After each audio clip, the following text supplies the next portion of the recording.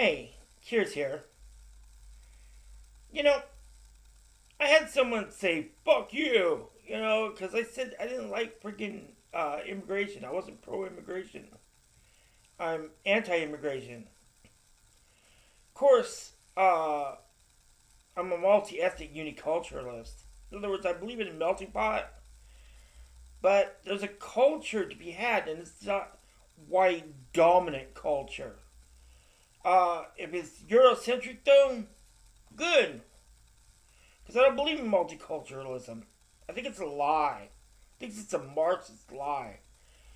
Yeah, and, cultural Marxism is a conspiracy theory. Well, if it is, it's valuable anyway, even if it is made up, because it's a way to critique the political correctness and the authoritarianism of the progressive left. They think they have all the answers. They have it all figured out for us. And that's bullshit. They don't have it all figured out. No one can have it all figured out. This world is an entropic world of freaking, I don't know how to explain it. There was a word, but I forgot it. I'm sorry. Anyway, thermodynamics. We live in a world with no supernatural. Nothing but entropy and thermodynamics. Things get cooler, everything goes to neutral. Everything fades to gray. Life may build up, but it builds up from many individual decays. Everyone lives, everyone grows, everyone dies. To live is to die. So, this idea that this almost faith-based idea that multiculturalism or pro-immigration will save us somehow and we're all the brotherhood of man, I think is a false one. I don't see human beings as homogenous. Not from the neck down and not from the neck up. Although I do not believe there can be true superiority either, because it's not so much from an animal to like a human, but from what you're adapting to. I think there are slight sociobiological differences in race because there was different survival tactics. It's like Jared Butler, I think his name is Butler, but Guns, Germs, and Steel.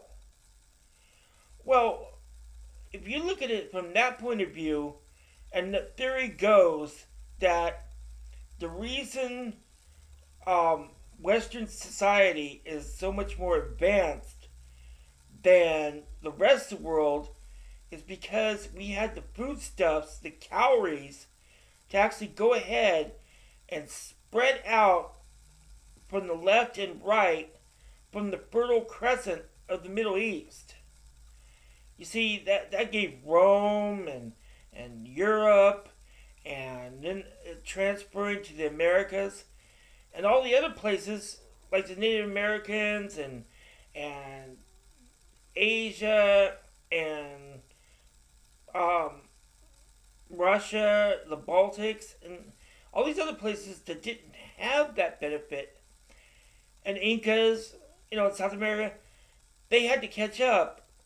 And they were behind because they had to get over the Bering Strait and colonize. While we were organizing, they were colonizing. Or they were trapped on an island like Japan.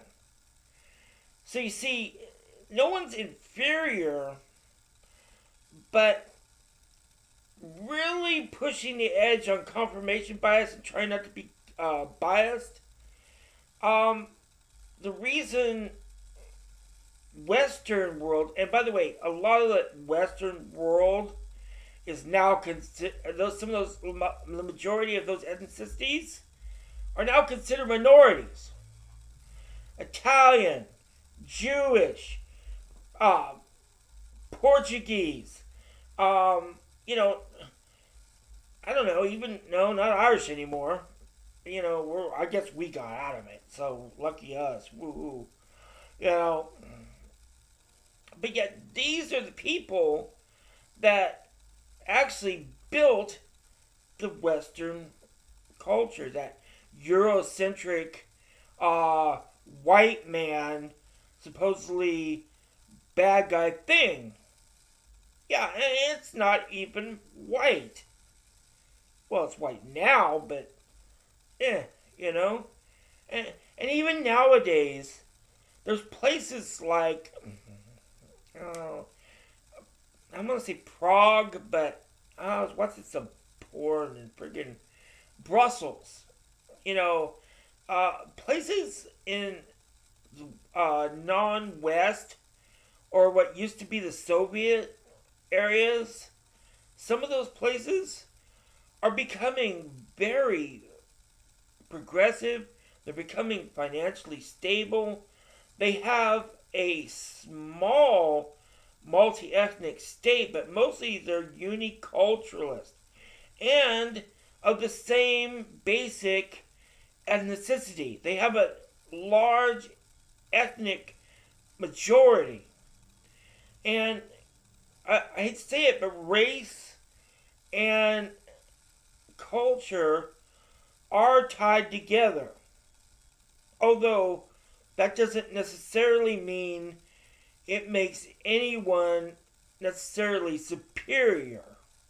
You could say the Japanese were superior, but it didn't do them much good. China, as ever figures it out, would take over the world. India has so many problems because it's so diverse. And this isn't to say that you have to be intolerant of another ethnicity. It's just, if you balkanize a certain area without an incentive for growth, then you will decay and not grow. And realistically, how much can you grow when the people are just flooded the earth? We are consuming the planet, and yet, let's bring them to America. Well, what's wrong with their country? Why are these people suffering war, famine, strife, corruption, and generally all these horrible things like Syria and the Middle East and other areas and Asia, Southeast Asia? Why? And we're repeatedly told that we're basing this off fossil fuels that's gradually going to be depleting. You see, my view is the more oil becomes scarce, peak oil depletes. When we have energy depletion, eventually that energy or the sources of it will, it's like ocean pulling back from the beach. It'll fade back to the closest resources of those areas. But we have a real big problem with nuclear weapons because we can destroy ourselves 10 times over, but it costs a fantastic amount of resources to for that infrastructure of those deterrent weapons. But the problem is, it takes so much to sustain them. They're so dangerous. But then again, it's like the gunslinger paradox. I got a gun, so you have to have a gun. You got a gun, so I have two people with a gun. You know, it's like as the need to pull back from like America and Russia and China becomes increasingly more pressured, you get the fact that these stakes in the ground, these nuclear freaking time bombs, which come increasingly more and more unstable, could bring the whole house down. The whole freaking circus tent. And yet, you can't draw energy from them. Nuclear power is making strides, but ultimately, you can't build an energy infrastructure and rebuild things from solar, wind, or nuclear power alone. The oil creates an energy abundance that you can use to build things to supplement your energy needs. But things like wind, solar, and nuclear and other things require energy to get energy out. You can't just put up windmills and build factories. It doesn't work like that. So when I talk about anti-immigration and stuff, this is kind of what's going on in my head when I'm thinking about, oh, look, the Syrian refugees are coming, the Iranian refugees. Why the hell can't they stay on their side of the planet and create a stable society that will not overburden us, so we can increase our standard of living? But then you get the people who freaking go, oh, you're just racist, you're just sexist, blah, blah, blah, blah, blah. You're a freaking, you're myopic, you're freaking xenophobic, And sure, there could be some confirmation bias about that. Like, oh, well, I want these things because that would be great. So, get these freaking minorities and foreigners out of here,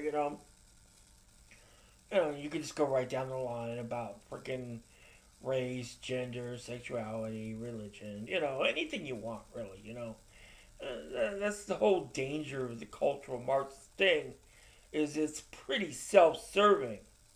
When your view starts taking proprietary value, you slipped away from the objectivity that you were trying to express as a criticism of that social progressive authoritarianism. And it's really hard to say which one is which and what's what and who's who, But these are seriously what I'm thinking about, and what I'm also questioning as a skeptic, 360 skeptic that is, about all these issues. The world, everything ebbs and flows. If you want something, and my goal would be a small, sustainable human population with a high standard of living. That's what I say about. That's why I call myself a post-scarcity futurist, because I want to live in a society like a Star Trek society. But you need a lot of energy for that. Or you need to not waste a lot of energy. Like shipping and stuff. But you don't want to have automation and put everyone out of work either.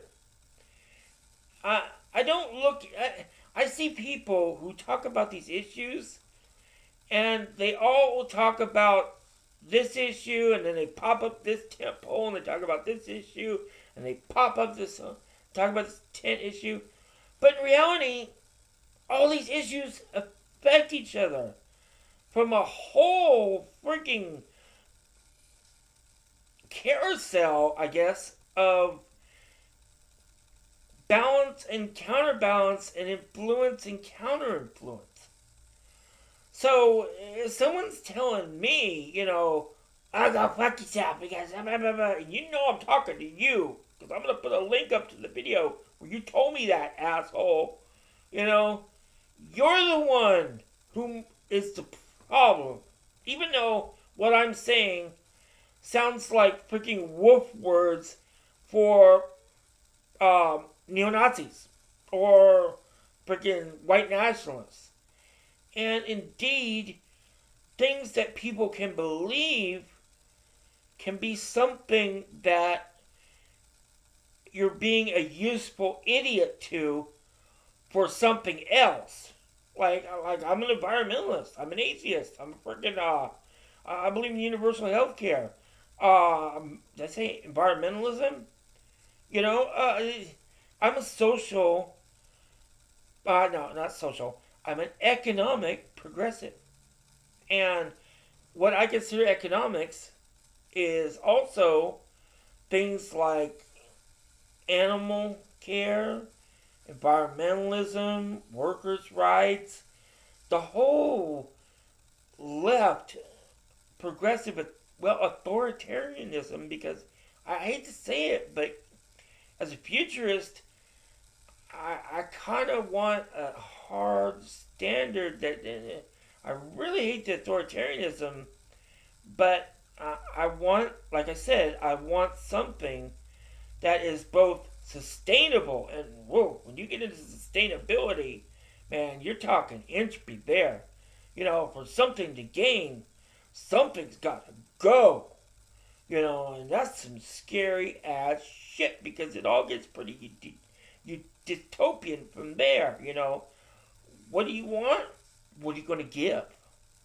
That's like, whoa, and as someone who freaking is getting older and is on freaking SSI, I'm on SSI, I have heart condition, and been through the medical rigmarole in the hospitals a couple times, pretty close sometimes, a couple times. Even before that, I wanted freaking healthcare for everybody. I want it for everybody. But that's like somebody who wants freaking free education for everybody, or open borders for everyone.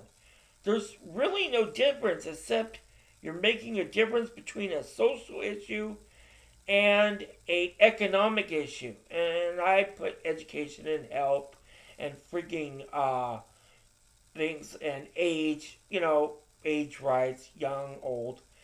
And although that would probably be a social issue, I put it in an economic issue, because you're talking about ideas of self-sustainability, how you interact with your society, and a lot of issues with race, gender, and sexuality are economic issues, but only to a certain degree, because as a libertarian on social issues, or at least somebody who wants small government, I'm completely appalled at the social progressive authoritarianism, because it's very intrusive.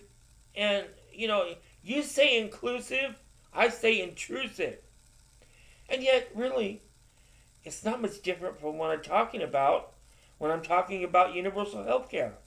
And some of that, like some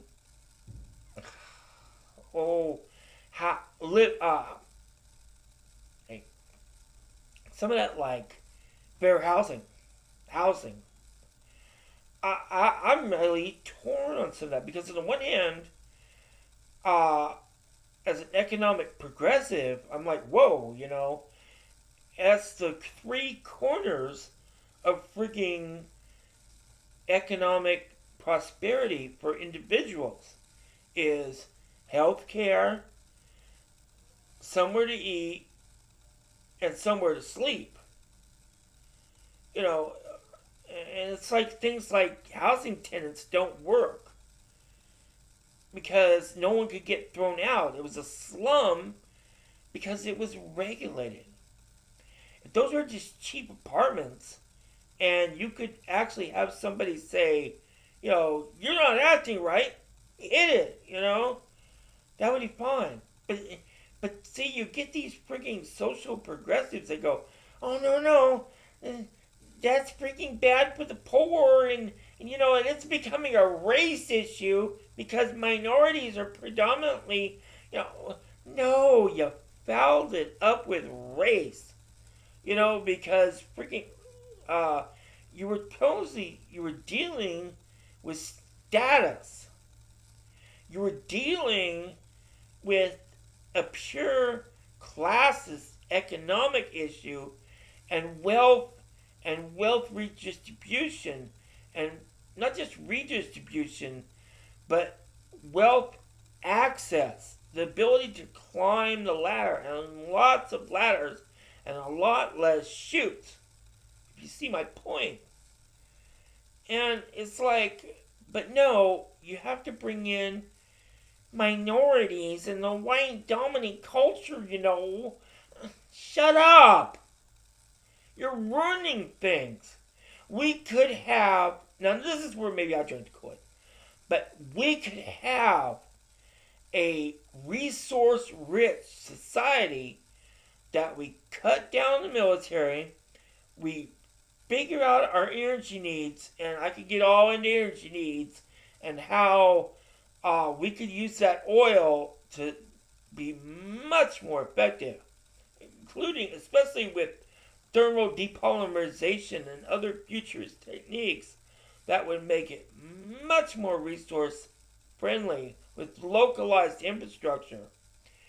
And it's like, no, you can't have that if you have everyone that you're trying to make a higher standard of living just flood in and balkanize your area. If there was an area of high trade that naturally flowed without these damn globalists screwing things up, and I blame progressives and conservatives on that one, then you could have an area like Constantinople. I forget what it's called now, but that was an area of multiculturalism because people had something to gain.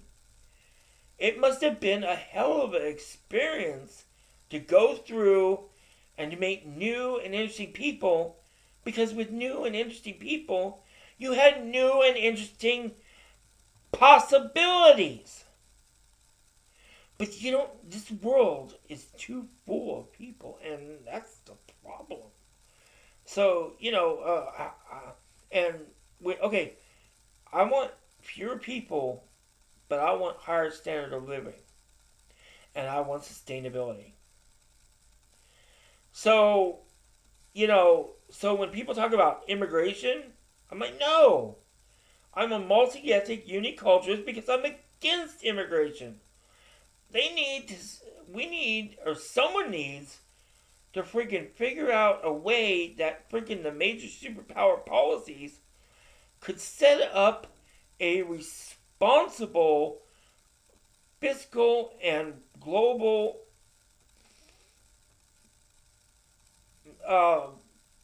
policy system, or global policy plan where smaller countries can sustain themselves. But the thing is, the minute you friggin' try to help them get their higher standard of living up, they just friggin' breed, and just send them off to your friggin' resource-rich country. I think we're doomed. I don't think there is a solution. I think humanity is a failed race. And with the oil resource, the free energy from oil, when it comes depleted, we won't be able to go to nuclear or anything else, and we'll just end up with unstable governments and we'll nuke ourselves. It's a great filter. If you want to hear something interesting, look up one of these science shows and like Kralikosk in a nutshell or something, and they talk about the great filter. The Fermi paradox. Where are all the aliens? Great filter. If another gamma ray burst doesn't come and the sky freaking turns white and freaking that kills the ozone instantly and everyone and everything is freaking saturated with ultraviolet radiation and the freaking all the plants die and then all the animals die and then we all die, or a million other extinction level events, freaking things happening, like when we're polluting the sea too much and the freaking or the pink freaking algae cause too much methane, and then freaking the methane just goes blah blah blah, and freaking everything freaking below 50,000 feet is going because you're sucking carbon dioxide, because it's just freaking. Look that one up on YouTube.